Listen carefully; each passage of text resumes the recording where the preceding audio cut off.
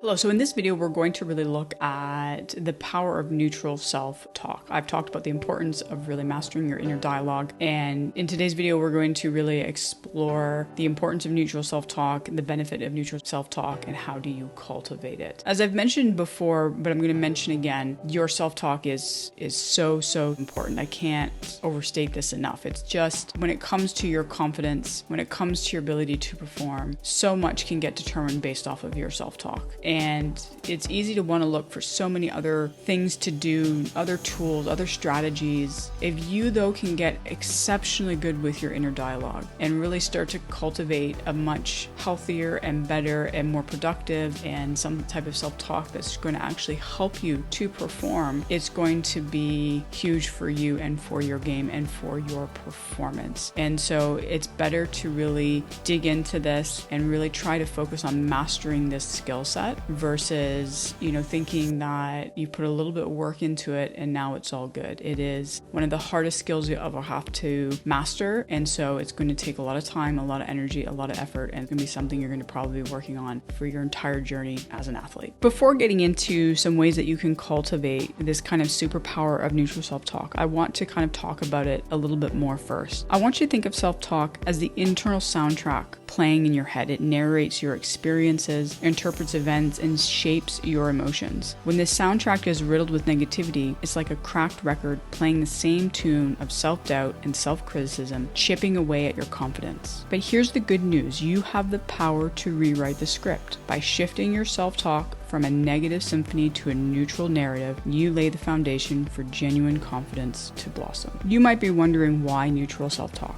It's not about sugarcoating reality or ignoring challenges. It's about observing your experiences objectively, without judgment or interpretation. It's about acknowledging your mistakes without self-flagellation or recognizing your progress without inflated ego. It's about creating a space of clarity and acceptance, allowing you to focus on the present moment and navigate challenges with a calm and collected mind. So let's look at how do you cultivate neutral self-talk. Here's your 3-point game plan. Number 1, observe, don't judge. Instead of labeling yourself as bad or weak, simply observe your experience. Change your narrative to, I feel nervous, or my heart is racing. Acknowledge what you are experiencing without attaching a negative label to it. Just make it the experience. As I said, my heart is beating fast. I'm feeling nervous. That is a huge difference from what most people do when they have negative self-talk. We just want to observe what we're experiencing. Number 2, focus on facts, not interpretations. Try and move away from exaggerating a situation and stick to the facts and the details of the situation instead. Examples of this would be, I missed the target by 3 meters. My energy levels are low today. When we focus in on the facts, they're neutral. When we focus on the interpretations, that leaves the room, or opens the door, I should say, for that negativity to creep in.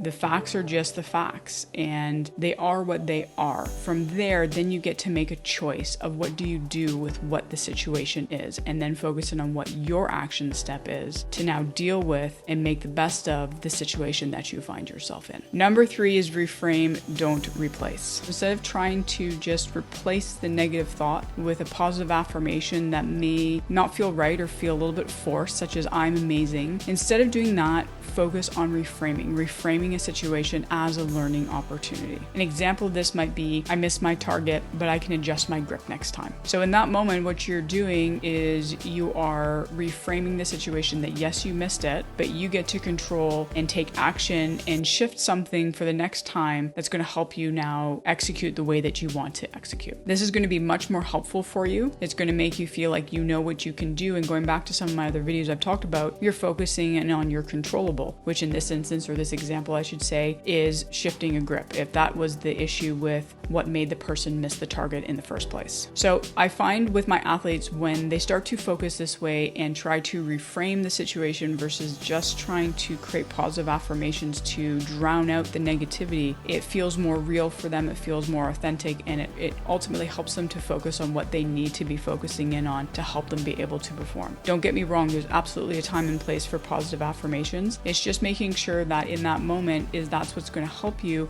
or is it more appropriate to, in the middle of your your performance, maybe make it a little bit more neutral and just reframe the situation and try and focus in on, okay, this happened, but I can do this next time to make my execution better. Remember, building solid, long-lasting confidence through self-talk is a journey, not a destination. It takes practice, patience, and a willingness to be kind to yourself.